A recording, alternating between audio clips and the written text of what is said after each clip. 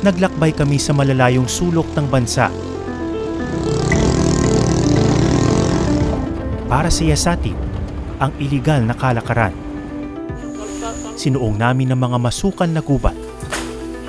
Aray ko! At kinausap ang mga sangkot mula sa mga hunter. So ito may laman itong agarwood? Yes sir, meron na.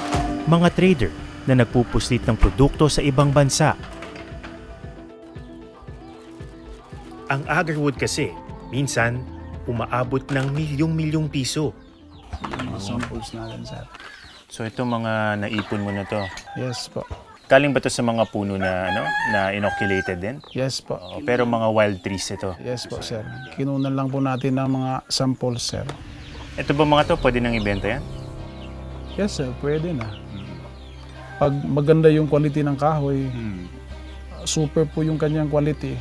Minsan nagkakahalaga ng 100,000 to 120 po per kilo.